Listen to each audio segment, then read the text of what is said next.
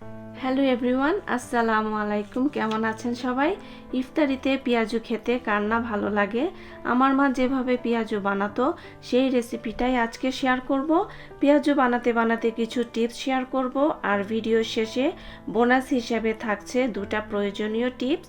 দু রকমের ডাল দিয়ে আজকে পেঁয়াজু বানাবো। প্রথমে একটা বাটিতে নিয়ে নিচ্ছি 3 কাপ মসুরের ডাল। পর্যাপ্ত পরিমাণ পানি দিয়ে ঢেকে 2 থেকে 3 ঘন্টা রেখে দিব। আরেকটা বাটিতে নিয়ে নিচ্ছি 1.5 কাপ ছোলার ডাল, বুটের ডালও বলা হয়। পানি দিয়ে ঢেকে এটাও 2 থেকে 3 ঘন্টা রেখে দিব। ছোলার ডালের পরিবর্তে খেসারির ডালও ব্যবহার করা যাবে, পরিমাণ একই থাকবে। এখন ডালগুলো আমি কচলে কচলে খুব ভালো করে ধুয়ে নিব, যতক্ষণ পর্যন্ত না ডালের পানি পরিষ্কার হয়ে আসবে। তারপর ঝাঁঝরিতে রেখে পুরো পানি ঝরিয়ে নিব। আমি এরকম একটা হ্যান্ড ব্লেন্ডার দিয়ে ব্লেন্ড করে নিব।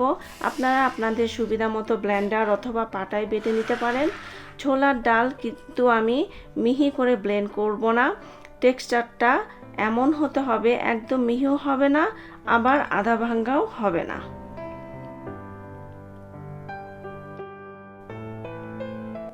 এখন মসুর ডালটা আধা ভাঙ্গা করে ব্লেন্ড করে নিব। আধা ভাঙ্গা করে ডাল ব্লেন্ড করলে পেঁয়াজু অনেক মচমচে হয়। ব্লেন্ড করা ডাল একসাথে এখন খুব ভালো করে মিক্স করে নিচ্ছি। একদম পারফেক্টভাবে ব্লেন্ড করা হয়েছে। ঠিক এরকম আধা ভাঙ্গা করে ডালগুলো ব্লেন্ড করে নিতে হবে। সো এইভাবে পরিমাণ মতো কিছু ডাল ছোট ছোট জিপলক ব্যাগ অথবা বক্সে ভরে ডিপ ফ্রিজে রেখে দিন, 1 মাস পর্যন্ত ভালো থাকবে। পেঁয়াজু বানাতে নিয়ে নিচ্ছি 1 কাপ পেঁয়াজ কুচি, স্বাদ মতো মরিচ, 1 চা চামচ রসুন বাটা, আধা চা চামচ টালা জিরা গুঁড়া, আধা চামচের কম ধনিয়া গুঁড়া, 1 চা চামচ আদা বাটা, পরিমাণ মতন লবণ, ধনে পাতা কুচি, পুদিনা পাতা কুচি। পুদিনা পাতা ভালো না লাগলে স্কিপ করে নেবেন, ব্যবহার করলে ফ্লেভার অনেক ভালো হয়। এখন সব কিছু খুব ভালো করে মিক্স করে নিয়ে 1.5 কাপের মতো ডাল বাটা দিয়ে দিচ্ছি। সব একসাথে ভালো করে মাখিয়ে নিব। হলুদ গুঁড়া দিতে ভুলে গিয়েছিলাম, দিয়ে দিচ্ছি 1/2 চা চামচের কম হলুদ গুঁড়া, 1.5 চা চামচ পোস্তদানা। পোস্তদানা ব্যবহারে পেঁয়াজ ভাজার পর দেখতে সুন্দর লাগে আর পেঁয়াজও মচমচে থাকে। সব কিছু খুব ভালো করে মাখিয়ে নিচ্ছি।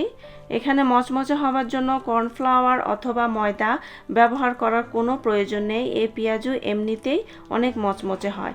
মাখানো শেষ, এখন ডুবো তেলে ভেজে নিব। ভাজতে ভাজতে কিছু টিপস শেয়ার করব। প্রথমে পরিমাণ মতন তেল মিডিয়াম লো হিটে খুব ভালো করে গরম করে নিতে হবে। কখনোই হাই হিটে তেল গরম করা যাবে না, তাহলে পেঁয়াজু তেলে দেওয়ার সাথে সাথেই পুড়ে যাবে। আমি চুলার আঁচ লো হিটে রেখে একে একে পেঁয়াজুগুলি দিয়ে দিচ্ছি। যখন একটু শক্ত হয়ে আসবে তখন চুলার আঁচ মিডিয়াম লো হিট করে নিব এবং উল্টিয়ে দিব। নরম অবস্থায় উল্টালে ভেঙে যাবে। এভাবে চুলার আঁচ মিডিয়াম লো হিটে রেখে উল্টিয়ে পাল্টিয়ে সুন্দর কালার হওয়া পর্যন্ত ভাজতে হবে।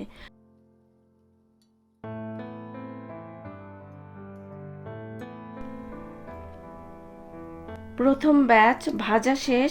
দ্বিতীয় ব্যাচ ভাজার আগে অবশ্যই চুলার আঁচ আবারও লো হিটে করে নিতে হবে, তা না হলে পেঁয়াজু তেলে ছাড়ার সাথে সাথেই উপরের অংশ ভাজা হয়ে যাবে এবং ভিতরের অংশ কাঁচা থেকে যাবে। সেম প্রসেসে উল্টিয়ে পাল্টিয়ে ভেজে নিচ্ছি। কখনোই চুলার আঁচ বাড়িয়ে পেঁয়াজু ভাজবেন না, তাহলে পেঁয়াজু খুব তাড়াতাড়ি কালার চলে আসবে। তেল থেকে উঠিয়ে রাখার পর কিছুক্ষণের মধ্যেই মচমচে ভাব চলে যাবে। তাই মচমচে পেঁয়াজু বানাতে হলে একটু সময় এবং ধৈর্য নিয়ে সঠিক নিয়মে পেঁয়াজু ভাজুন। পেঁয়াজু একদম পারফেক্ট এবং মচমচে হবে। এখন বোনাস হিসেবে দুটো টিপস আপনাদের সাথে শেয়ার করব।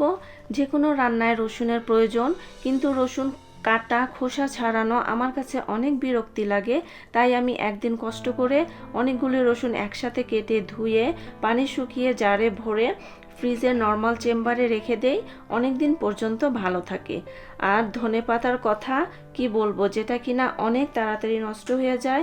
আমি অনেকভাবে ধনেপাতা রেখে দেখেছি, কিন্তু কিছুদিনের মধ্যে নষ্ট হয়ে যেত। এই পদ্ধতিটা অনেক ভালো লেগেছে, তাই ভাবলাম সবার সাথে শেয়ার করি। প্রথমে ধনেপাতা ভালো করে ধুয়ে কিচেন টাওয়াল অথবা যে কোনো পরিষ্কার কাপড়ের উপর ছড়িয়ে রেখে শুকিয়ে নিতে হবে। পানি একদমই থাকা যাবে না, এটা খুব ইম্পর্টেন্ট।